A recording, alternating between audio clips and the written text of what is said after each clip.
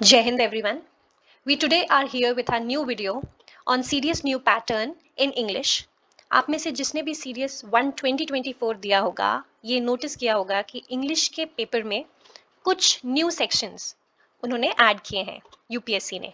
अब उन्हीं में से एक सेक्शन था विच वाज को relating sentences which was quite new to most of you और से ऑल ऑफ यू.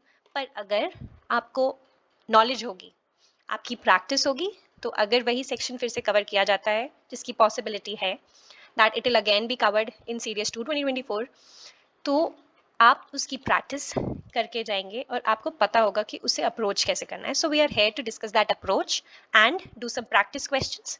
इसमें मैं PYQ 2024 का और कुछ एग्जाम्पल्स आपकी प्रैक्टिस के लिए कवर करूंगी. So let's go to our first question which is a PYQ. अब आप देखिए यहाँ पर S1 और S2 से तो आप फेमिलियर होंगे ही. यहाँ पर भी ऐसे ही आपको दो सेंटेंसेस दिए होंगे S1 और S2 नाम से. अब कोरिलेटिंग सेंटेंसेस में आपको ये दोनों सेंटेंसेस S1 एंड S2 के बीच में एक रिलेशन बताना है, राइट? सो उस रिलेशन को ही you can approach it through the options, या फिर अगर आपको वो दोनों सेंटेंसेस के मीनिंग पता चल जाए तो हम let's start discussing that S1 में क्या दिया हुआ है. So S1 talks about civics classes focus on citizenship and governance. यहाँ पर बात हो रही है सिविक्स की, right, which focuses on what? Two things, that is one citizenship, another is governance, right? अब हम S2 को पढ़ते हैं. That the subject develops, subject क्या? Subject is nothing but civics. The subject develops concepts that enable the reader to apply knowledge about government and the state to the idea of participative citizenship. अगर आप देखें कि first में kind of definition दी गई है कि civics में exactly है क्या. अब नेक्स्ट में हमें दिया गया है कि सिविक्स एक्चुअली में, अगर आप सिविक्स का सब्जेक्ट पढ़ रहे हैं तो आपको पता क्या चलेगा. So what it that the concepts of civics है ना, they enable the reader to apply knowledge about government. तो इससे जो रीड कर रहा होगा इस सब्जेक्ट को, उसे एक नॉलेज बनेगी, मिलेगी दैट गवर्नमेंट कैसे चलती है, राइट? या फिर गवर्नमेंट का idea towards the participative citizenship of any country, right? That means इन्होंने यहाँ पे सिविक्स को ही एक्सपैंड किया गया है या फिर उसे और अच्छे से एक्सप्लेन किया गया है, राइट? तो अगर हम अपने ऑप्शंस को देखें, पहला ऑप्शन दिया गया है that it expands the first, that means the second sentence. देखिए ये है the second sentence expands the first, or is it that the second sentence contrasts with the first or proposes a solution or states an effect?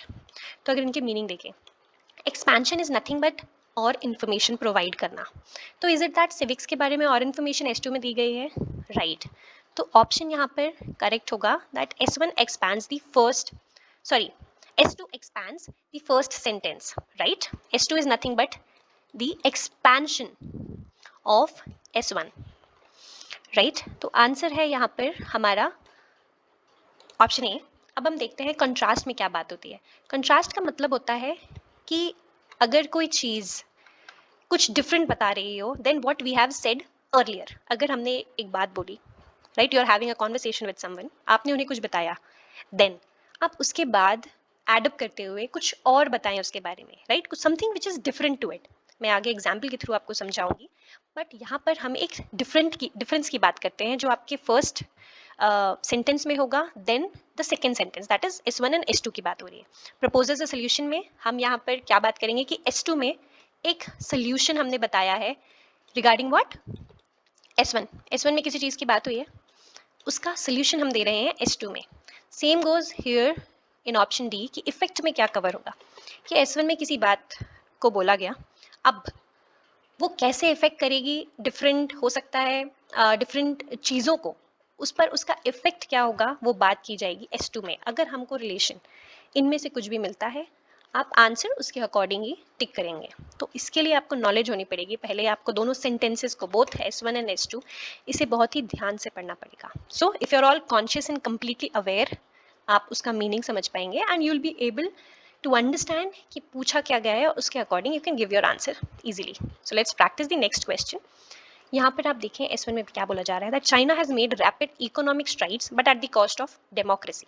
मतलब China ने कुछ economic strides mean long steps और से छलांग मारना. तो China has made rapid economic strides, but अगर कहीं कवर हो रहा है दैट मीन्स यहाँ पर एक कॉन्ट्रास्ट की बात हो रही है, मतलब अब वो कुछ बता रहा है कि उसने कुछ लूज भी किया है। अगर उन्हें इकोनॉमिक ग्रोथ मिली है तो at the same time China has lost something. तो what they have lost, that they have made economic strides at the cost of democracy. मतलब अगर चाइना के पास इकोनॉमिक स्ट्रेंथ उसकी ज्यादा है लेकिन उसकी डेमोक्रेटिकल पावर वहां के लोगों की कम होगी। Now reading the second question, that India has followed a path towards rapid economic growth. यहाँ पर इंडिया की इकोनॉमिक ग्रोथ की बात हो रही है, but by abiding by the norms of democratic polity. तो इंडिया ने अगर इकोनॉमिक ग्रोथ हासिल करी है तो that is bye focusing on democratic polity. यहाँ पर वो डेमोक्रेसी को साथ लेकर आगे बढ़ रहा है, वेयर एज चाइना कहीं ना कहीं डेमोक्रेसी को पीछे रखकर आगे बढ़ रहा है। तो अगर हम देखें कि यहाँ पर बात कैसे हो रही है, सिंस अगर आप फर्स्ट क्वेश्चन में चाइना की बात कर रहे हैं और सेकंड क्वेश्चन में इंडिया, अब हम इस सेंटेंस को पढ़िए, that India has followed a path towards rapid economic growth. यहाँ पे भी सेम बात हो रही है as that of S1, but अब यहाँ पर सिंस बट की बात हो रही है मतलब अब हमें कुछ अलग बताया जाने वाला है, that is different from what is being said in S1। तो now this but will tell you कि यहाँ पर अब बात हो रही है कि इन्होंने इकोनॉमिक ग्रोथ को लाया है by following democratic polity. That means here we are talking about a contrast. तो अगर आप देख सकते हैं कुछ क्वेश्चंस में हो सकता है आपको ये बट वर्ड मिल जाए विच विल शो कि there is some sort of contrast in these two sentences, और आप फिर अपना आंसर दे सकते हैं। बट उसके पहले यू शुड ऑलवेज रीड कि what has actually being said in both the sentences। आपको मीनिंग जरूर पता होना चाहिए, सिर्फ बट के भरोसे आप आंसर नहीं दे सकते हैं। बट यहाँ पर the question is easy for you. So here what it is talking about, that it offers a contrast to the second sentence, right? Let's go to our question number 3. So now our question number 3, हम S1 को read करते हैं। The concept of right or wrong needs to be determined on the basis of principles, right? एक concept की बात हुई, एक general concept जिसमें हम right और wrong की बात करेंगे। It should be based on certain principles, right? ये बताया गया है हमें S1 में। Now coming to S2, when it comes to matters related to the field of human rights, positions should be based solely on principle। अब हम देखते हैं हमारे options क्या क्या है। That the second sentence establishes the first, is it that it develops an axiom based on the first, or any contradiction, या फिर ये delegitimize करता है the premise of first sentence। अगर हम देखें यहाँ पर हमारे सेंटेंस 1 में S1 में हमें बताया गया है एक general concept which is of right और रॉन्ग। ठीक है, अगर कोई चीज़ गलत है या नहीं है ये उस पर्टिकुलर फील्ड के प्रिंसिपल्स पे डिपेंड करेगा, राइट? एक कंसेप्ट, जनरल कंसेप्ट जो है सही या गलत का, S2 बोल रहा है। बट अगर बात कर रहे हैं किसी मैटर की which is related to human rights, अगर वहाँ पर ह्यूमन राइट्स की बात हो रही है तो any position it should be based solely on principle. That means यहाँ पर इस राइट और रॉन्ग के कंसेप्ट की एक स्पेसिफिक फील्ड के बारे में बात हुई है which is human rights. Human rights की एक फील्ड के बारे में बात हुई है विच इज अ स्पेसिफिक फील्ड। यहाँ पे एक जनरल टॉपिक डिस्कवर किया है, वेयर एज यहाँ पे एक specific field of human right इसका हम बात कर रहे हैं जो सिर्फ और सिर्फ प्रिंसिपल्स पे बेस्ड होना चाहिए। हमने मतलब समझ लिया है। Now will go to option, is it that the second sentence establishes the first. Establish करने का मतलब होता है कि सेंटेंस 1 सेंटेंस 2 का एक सॉलिड प्रूफ दे रहा है, right? That it is establishing a basis for sentence 1, जो कि इन दोनों की मीनिंग से हमें लगा नहीं कि कहीं कोई ऐसा इस्टेब्लिशमेंट पता चल रहा है। हमें ये पता चल रहा है यहाँ पे एक जनरलाइजेशन की बात हुई है S1 में, वेयर एज S2 में स्पेसिफिक बताया गया है कि अगर ह्यूमन राइट्स की बात होगी तो वहाँ पर चीज़ें सिर्फ प्रिंसिपल के बेसिस पे होंगी। अब हम पढ़ते हैं ऑप्शन बी को, that second sentence that is S2 develops an axiom based on the first। अब axiom क्या होता है? हम अगर axiom का मतलब समझे तो it is nothing but any statement। axiom का मतलब ये होता है statement, right? statement या फिर आप इसे प्रिंसिपल भी बोल सकते हैं, ठीक है, जो हमेशा सही होगा without any controversy and axiom is going to be true। तो S1 में हमने एक जनरल प्रिंसिपल डिस्कस कर लिया ऑफ राइट और wrong to determine the principles of a specific field of human rights, which itself tells you कि यहाँ पर एक एक्सियम की बात हुई गई है, एक ऐसी बात की बात हुई है which is true, which is a statement, a solid statement, right. यहाँ पर कुछ भी गलत नहीं होगा। हमने S1 को, X1 के एक जनरल टॉपिक को यहाँ एक स्पेसिफिक ह्यूमन राइट्स के टॉपिक की बात करके एक एक्सियम स्टैब्लिश कर दिया है that S2 develops an axiom based on the sentence 1, right. यहाँ ह्यूमन राइट्स की स्पेसिफिक बात करी है कि यहाँ पर अगर प्रिंसिपल्स होंगे, सॉरी, यहाँ पर जो भी मैटर्स होंगे वो प्रिंसिपल्स पे ही बेस्ड होंगे, ठीक है। तो ऑप्शन ऐसे हमारा बी हो जाएगा। अगर हम देखिए कॉन्ट्राडिक्शन तो कहीं भी नहीं है, और डीलेजिटिमाइज मतलब किसी चीज को लेजिटिमेट बताना, मतलब वो कानूनी तरीके से सही है, वेयर एज डीलेजिटिमाइज कर देना मतलब इट इज एथिकली रॉन्ग, ठीक है। तो ऑप्शन डी भी गलत हो गया। और एस्टैब्लिश का मैंने आपको बता दिया था। ये अगर आप देखें, ये एक्सियम वाला जो है ये इंपॉर्टेंट है, इसमें आपको कैसे अप्रोच करना है आप इसे देखिए बार बार एंड ट्राई टू अंडरस्टैंड कि what is actually being asked, ठीक है। Now let's go to question number 2, question number 4। यहाँ पर S1 says the concept of ahimsa was adopted by Gandhiji after he was introduced to it by Tolstoy. The latter first read about it in German translation of Thirukkural, the great moral treatise, in Tamil. Now S2. Much in the same way that Gandhi was influenced by Tolstoy, in United States of America, Martin Luther King Jr. shaped his civil rights movement based on Gandhian principles. अगर आप meaning देखें, यहाँ पर बताया गया है कि गांधी जी ने जो कंसेप्ट ऑफ अहिंसा अडॉप्ट किया था वो कैसे किया था, once he was expose to the Tolstoy और उनकी रीडिंग्स, राइट, उनकी कुछ राइटिंग्स थी, उन्हें रीड करके गांधी जी को पता चला कि there is this concept of ahimsa and that is what he followed later on.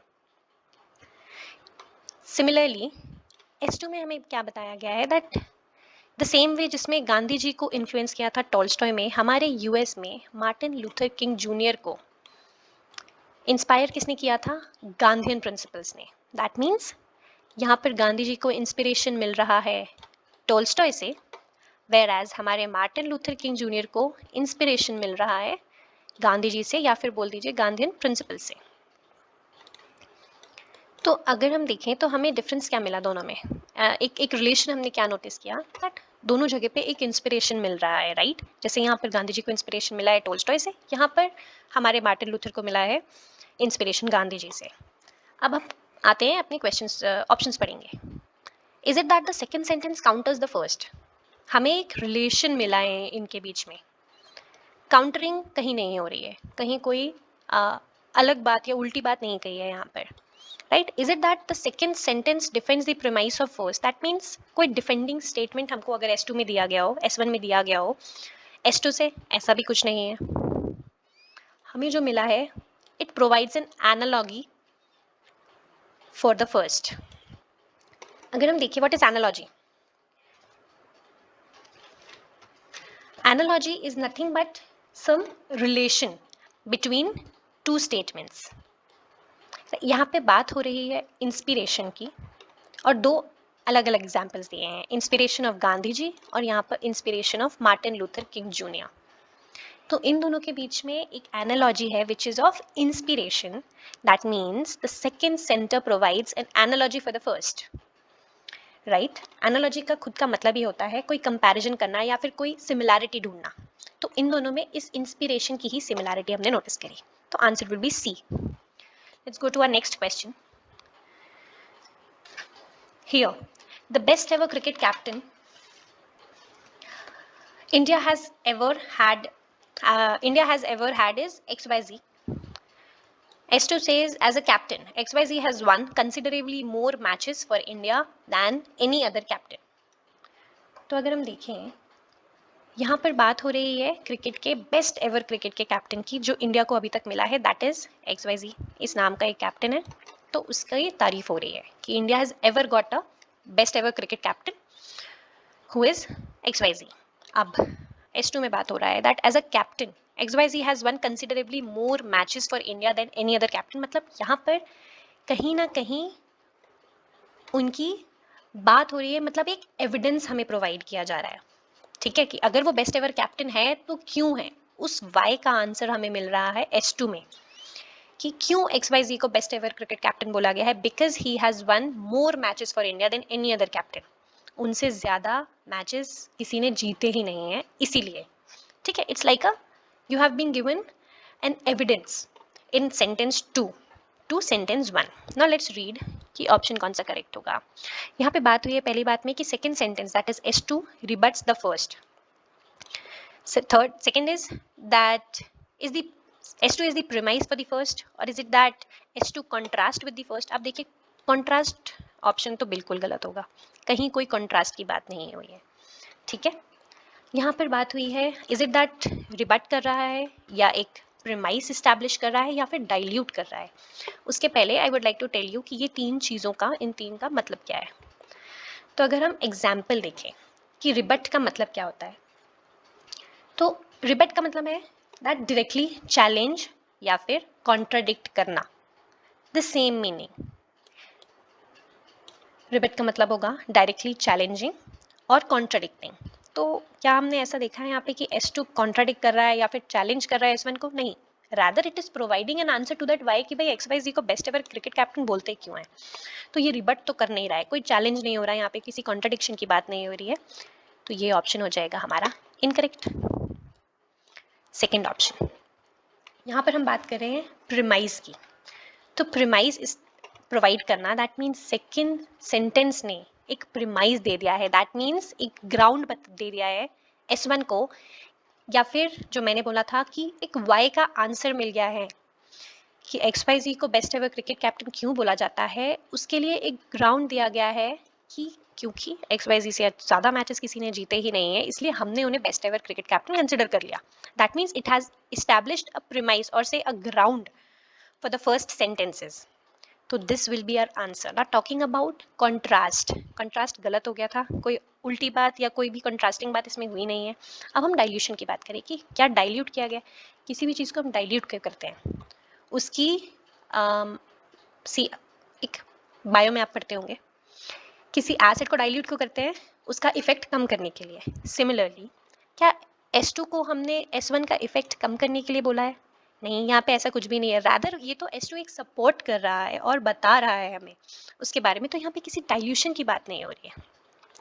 अब ये बाकी के ये जो A, C और D है, इन्हें और अच्छे से समझने के लिए अगर इसी एग्जाम्पल में हमें ACD में से कोई भी ट्रू होता या फिर रिबट कर रहा होता तो वो कैसा दिखता, या फिर कंट्रास्टिंग होता तो कैसा दिखता, या डाइल्यूट कर रहा होता तो कैसा दिखता। तो let us read the same thing here. अगर S1 हम S2 को रिबट कर रहा होता तो what will it look like exactly. आपको एक एग्जांपल दे रही हूँ मैं यहाँ पे, that XYZ is the best ever cricket captain India has ever had. ये एक ऑप्शन था। अगर S2 रिबट कर रहा है तो वो कैसा दिखेगा, it will look like something like this, that many experts argue that XYZ's win record is not as impressive as that of other captains. अब अगर S1 में बोल दिया कि वो बेस्ट एवर क्रिकेट कैप्टन है, लेकिन S2 में बोला जा रहा है कि कुछ एक्सपर्ट्स तो ये आर्ग्यू करते हैं कि XYZ ने का विनिंग रिकॉर्ड जो है वो इतना इंप्रेसिव है ही नहीं as compare to other captains that India ever had. That means यहाँ पे किसी कॉन्ट्राडिक्शन की बात करिए, या फिर बोलिए कि एक्सपर्ट्स डायरेक्टली चैलेंज कर रहे हैं S1 को कि भाई ऐसा तो नहीं है कि वो बेस्ट एवर क्रिकेट कैप्टन है। तो यहाँ पर ऑप्शन होगा रिबट। अगर आपको रिबट समझना है तो आप इस पर्टिकुलर स्टेटमेंट को देखें कि रिबट का एग्जैक्ट मीनिंग होगा क्या। नाउ कंट्रास्टिंग स्टेटमेंट कैसा लगता है वो हम यहाँ पे रीड करेंगे। XYZ is the best ever cricket captain. S2 क्या बोलेगा, that other captains have achieved more in terms of international recognition and awards. इधर पे बता दिया गया बेस्ट है, लेकिन एट द सेम टाइम कुछ ऐसे भी कैप्टन्स हैं जिन्होंने इंटरनेशनल एरा में, अरीना में, इंटरनेशनल अरीना में उनके अवार्ड्स और रिकॉग्निशन XYZ से ज़्यादा है। दैट मीन्स किसी कंट्रास्ट की बात हो रही है। एक बार तो हम XYZ को बेस्ट भी बुला रहे हैं, लेकिन हम ये भी बता रहे हैं कि भाई किसी और ने तो इससे भी अच्छा कर रखा है। दैट मीन्स हम कुछ कंट्रास्टिंग स्टेटमेंट बता रहे हैं, राइट। S2 में समथिंग कंट्रास्ट कर रहा है, कुछ डिफरेंट बता दिया कि बेस्ट बोला भी, लेकिन ये भी बता दिया कि वो इतना भी अच्छा नहीं है क्योंकि बाकियों के पास इससे ज़्यादा रिकॉग्निशन भी है। तो यहाँ पर उसे कंट्रास्ट कर दिया S2 ने। यहाँ वाले S2 को हम पढ़ते हैं, जब ये डाइल्यूट करेगा तो कैसा दिखेगा। That XYZ has had both successes and failures as a captain, just like many others. Excuse me, मैंने आपको पहले बताया था एसिड के डाइल्यूशन को उसका इफेक्ट कम करने के लिए। XYZ में बात हुई फिर से कि वो बेस्ट है, S1 में बात हुई है that he is the best, that person is the best. Whereas S2 में ये भी बोल दिया कि उसके तो सक्सेस और फेलियर्स दोनों हैं, just like any other captain. That means एक बार तो इसको बेस्ट भी बोल दिया, पर एट द सेम टाइम हमने ये भी बता दिया कि भाई सक्सेस एंड फेलियर्स तो सभी के ही होते हैं, तो इसके भी हैं। दैट मीन्स उसके इफेक्ट को, उसको बेस्ट बुलाने के इफेक्ट को यहाँ पे कम कर दिया है by pointing this thing out कि भाई सक्सेस और फेलियर्स जैसे सबके होते हैं वैसे ही इसके हैं। That means XYZ he is actually not that special कि उसको बेस्ट एवर बोल दिया जाए। दैट मीन्स उसके बेस्ट होने को हमने डाइल्यूट कर दिया, अब इसको बेस्ट से बस बेटर बना दिया है। Now this person is no more best, he is just better, better than others, that is it। तो इसे हम बोलते हैं डाइल्यूशन। तो आई होप मैंने अभी तक आपको डिफरेंट जो ये 5 कवर हुए थे हमारे सीरीज में ये कवर करवा दिए, इन्हें समझा दिया है, इनके ऑप्शंस जो हैं वो भी समझा दिए, सो दैट आपको अगर ये ऑप्शंस आते हैं तो एटलीस्ट भले ही एक बार को आपको सेंटेंस का मीनिंग समझ में आए लेकिन आप रिलेशन इस्टेब्लिश नहीं कर पा रहे, तो अगर आपको पता है कि भाई कैसा दिखेगा, रिबट है तो कैसा दिखेगा, कंट्रास्ट है तो कैसा दिखेगा, या डिल्यूट है तो कैसा दिखेगा, या फिर कोई एक्सपैंड हो रहा है तो कैसा दिखेगा, ये आपको पता है, right. So this way you can definitely, अगर आप थोड़ा दिमाग चलाएंगे तो आपको रिलेशन मिल ही जाएगा, बट उसके लिए you will have to practice. The more you will practice the easy it will be for you कि आप वो रिलेशन जल्दी से जल्दी, ज़्यादा टाइम वेस्ट किए बिना जल्दी निकाल पाए। So for the same thing I have decided कि कुछ और एग्जाम्पल्स को भी कवर कर लें, ठीक है। अब इन्हें हम ज़्यादा एक्सप्लेनेशन दिए बिना जल्दी जल्दी कवर करेंगे, right. This is nothing but our practice questions. तो देखिए यहाँ पे S1 में बात हो रहा है that the company implemented a new policy to improve employ productivity, ठीक है। एक न्यू पॉलिसी लाई गई है कंपनी ने, किसके लिए, एम्प्लॉयज़ की प्रोडक्टिविटी बढ़ाने के लिए। सेकेंड बात करता है क्या, that the new policy includes flexible working hours. पहले इस पॉलिसी की बात हुई, अब इस पॉलिसी के बारे में और एक्स्ट्रा हमको बता दिया कि भाई इसमें क्या क्या चीज़ें हैं, इसमें flexible working hours and performance based incentives हैं। क्या ये कंट्रास्ट कर रहा है? Is it that it is a contrasting statement? No, S2 is not a contrasting statement, rather इसमें इसका एक्सपेंशन है। That means S2 is expanding X1, है ना। पॉलिसी की बात हुई और यहाँ पे कुछ पॉलिसी की स्पेसिफिक डिटेल्स हमें बता दी कि भाई क्या है एग्जैक्टली। सो आंसर इज ए।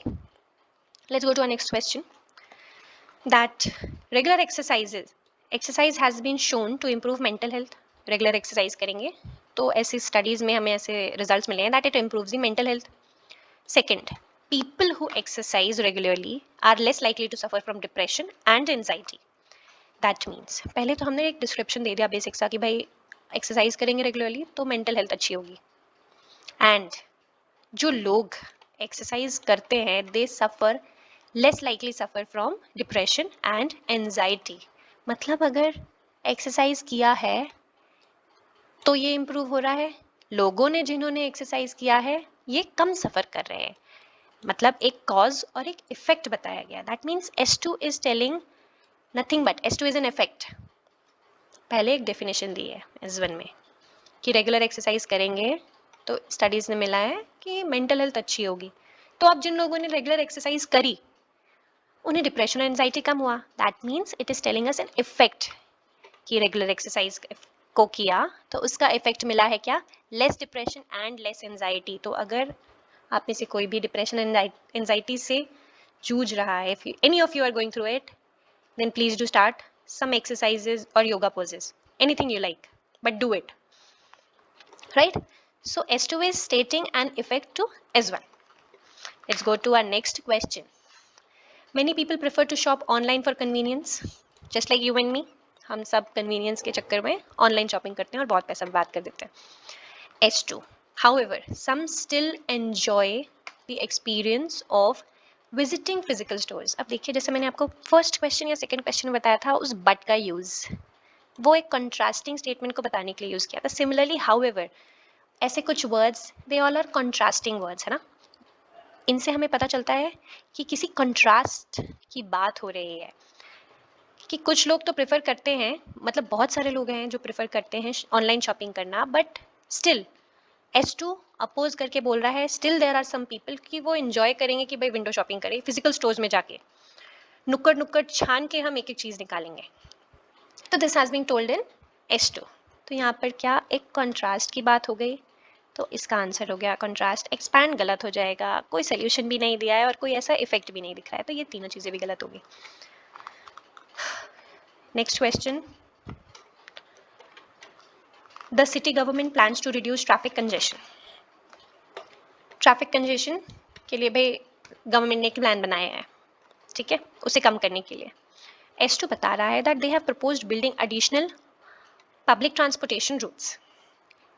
यहाँ पर एक प्लान की बात हुई और यहाँ पर कुछ प्रपोज हुआ, मतलब उसका एक क्या, एक प्लान बनता है तो उसके लिए हम एक सोल्यूशन बनाते हैं, सोल्यूशन प्रपोज करते हैं, राइट।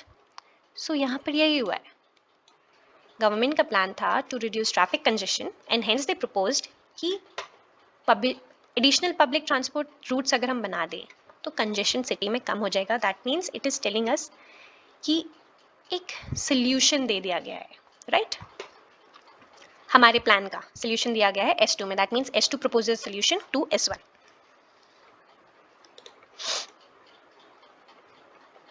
नेक्स्ट क्वेश्चन, इसमें S1 क्या बोल रहा है that increasing temperatures are a global concern due to climate change.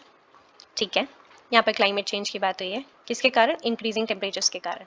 Second, that the rising sea levels and extreme weather events are direct consequences of this event. अब देखिए एक effect है किसका, इंक्रीजिंग टेम्परेचर्स का, ठीक है। अब इंक्रीजिंग टेम्परेचर से कुछ क्लाइमेटिक चेंजेस होते हैं, उन इंक्रीजिंग टेम्परेचर्स मतलब उन क्लाइमेटिक चेंजेस में क्या है, राइजिंग सी लेवल्स या फिर एक्सट्रीम वेदर कंडीशंस, जो हम आजकल नोटिस कर भी रहे हैं। अगर टेम्परेचर बढ़ रहा है तो उसके कारण कुछ क्लाइमेटिक चेंजेस हो रहे हैं। अब वो क्लाइमेटिक चेंजेस का असर कैसे हो रहा है, that is by rising sea levels and extreme weather conditions, ठीक है, इनके कारण। दैट मीन्स क्या ये सोल्यूशन प्रपोज कर रहा है, no, it is not even contrasting, not that कि अगर देखिए अगर आप एक्सपेंशन और स्टेट्स एंड इफेक्ट में अगर कंफ्यूज हो जाएं तो आप इधर देखिए कि यहाँ पर इंक्रीजिंग टेम्परेचर के कारण क्लाइमेट चेंज हो रहा है। अब क्लाइमेट चेंज का कुछ इफेक्ट तो होता है, तो क्लाइमेट चेंज का इफेक्ट हो कैसे रहा है, it is by rising sea levels and extreme weather conditions, मतलब यहाँ पे कोई एक्सपेंशन तो नहीं है, इट इज रादर, अगर और अच्छे टर्म्स में देखें, ये एक इफेक्ट बता रहा है S2 कि भाई क्लाइमेट चेंज के कारण ये दो कंडीशंस हमने वेदर इवेंट्स नोटिस किए हैं, ठीक है, इसलिए एक्सपेंशन करेक्ट नहीं है, सही आंसर होगा कि it is stating an effect. आप फिर से रीड करिएगा, चाहे तो फिर से वीडियो को पीछे करिए और फिर से सुनिए, अपना खुद का दिमाग लगाइए, यू विल अंडरस्टैंड कि एक्चुअली में पूछा क्या गया है। अगर कंफ्यूजन हो तो रीड करिए, डिफरेंट डिफरेंट तरीके से उनमें रिलेशन हो सकता है, आपको दो रिलेशंस में कंफ्यूजन हो जाए कि क्या वो एक्सपैंड कर रहा है कि इफेक्ट दे रहा है, आप उसे रीड करिए एंड ट्राई टू अंडरस्टैंड कि एग्जैक्टली दिया क्या गया है, ठीक है। So for this you will have to practice, accept it और नॉट। तो चलो प्रैक्टिस में आगे बढ़ते हैं। नेक्स्ट क्वेश्चन हो गया हमारा, this should be I guess sixth question, I guess fifth और sixth. The new software update promise to enhance user experience. ठीक है, एक सॉफ्टवेयर अपडेट आया है जिसने क्या प्रॉमिस किया था, that it will enhance your user experience. S2 says कि users reported faster load times and a more intuitive interface after the update। पहले एक प्रॉमिस की बात हुई गई है जो किसके रिगार्डिंग है, एक सॉफ्टवेयर अपडेट के रिगार्डिंग है कि अगर अपडेट आएगा तो आपसे वादा किया जाता है कि it will enhance your experience, ठीक है।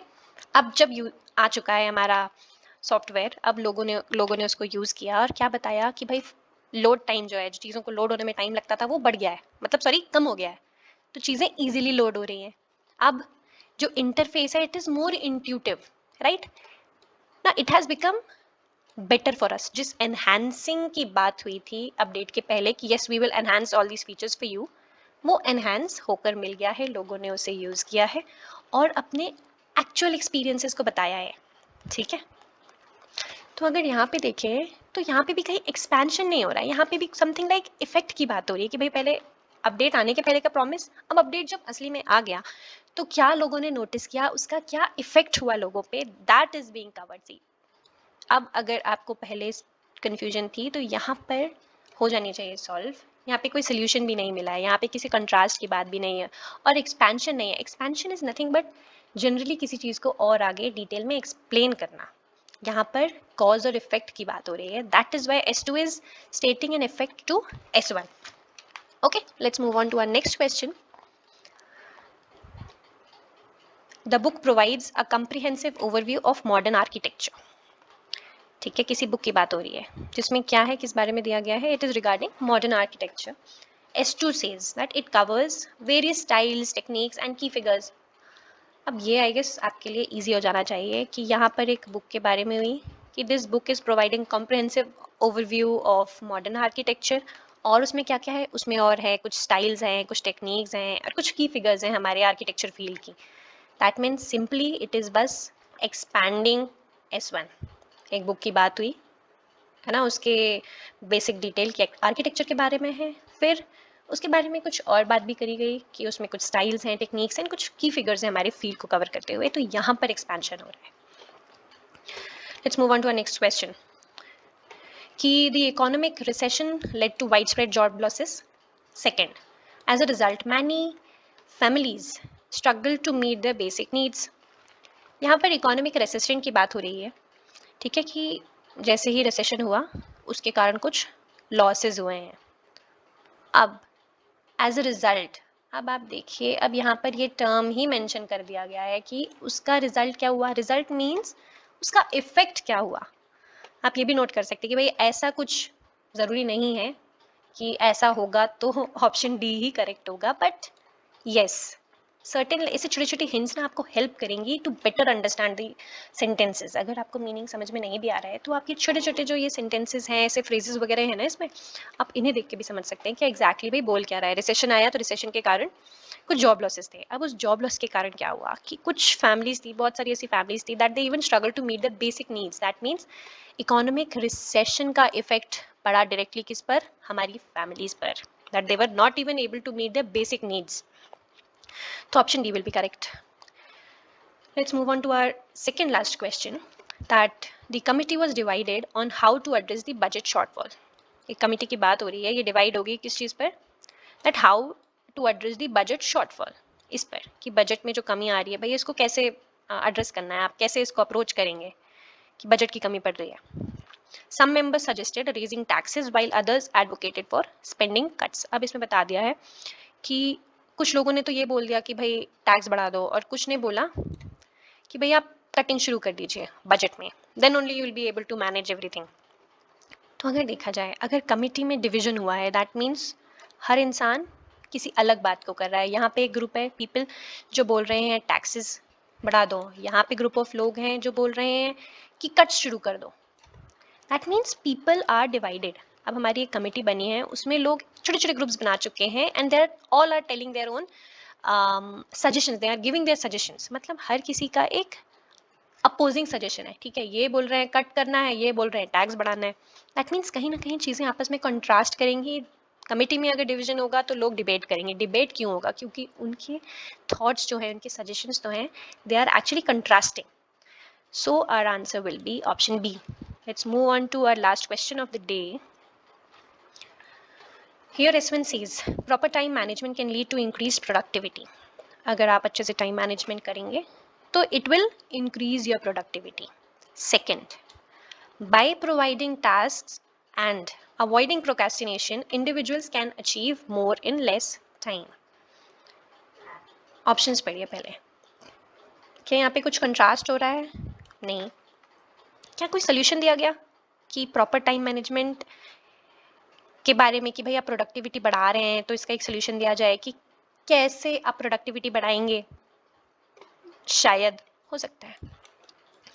और is it that it is stating an effect, कि कोई इफेक्ट के बारे में बात हुई है? तो इफेक्ट तो कुछ भी नहीं है. देखिए फिर से पढ़िए.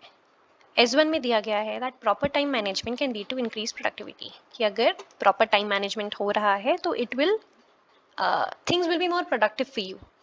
फिर दूसरे में बताया गया है, दूसरे में क्या बताया गया है, एक स्पेसिफिक मेथड बताई गई है आपको कि अगर आपने टास्क को ना प्रायोरिटाइज करना शुरू कर दिया या प्रोक्रेस्टिनेशन कम कर दिया तो लोगों को अपने आप थोड़े टाइम में ज़्यादा अच्छा रिजल्ट मिलेगा. दैट मीन्स कहीं ना कहीं चीज़ों को एक्सपैंड किया गया है. Okay, if you'll read it again, here we are just talking about proper time management. Now here you have been given certain specific methods कि भाई अगर आपको प्रोडक्टिविटी बढ़ानी भी है तो how you going to do it. You can prioritize the task, you can avoid procrastination, and then this will give you more in less time. So here S1 is expanding, sorry, S2 is expanding S1. Okay, so I hope आपको चीज़ें समझ में आई होंगी. In case आपको कुछ समझ में नहीं आ रहा है, आप ट्राई करिए एक बार और उसे खुद से सॉल्व करने का, अपने कुछ टिप्स एंड ट्रिक्स निकालने का. There whatever it was with me, I have told you, I have tried to explain things in the best way possible, right? In case you have any suggestion for me, please do comment and let me know so that I can improve for you all. अगर आपको और practice questions चाहिए है, you can join our telegram channel Prep Battalion. आप वहाँ जाइए and let me know. I will upload more such questions for you. And इसी वे में जिसमें सीरियस में आया था वही सारे एग्जाम्पल्स को इंक्लूड करने के लिए अलग अलग कॉम्प्लेक्सिटीज़ के साथ I will upload and you can practise there. So subscribe to our channel here on YouTube and do join Telegram. आप वहाँ प्रैक्टिस करिए, अपनी स्पीड को बढ़ाइए, अपना प्रैक्टिस को और बेहतर बनाइए, right? And keep on studying, keep revising rather, and all the best for exams. Jai Hind for the day. Thank you.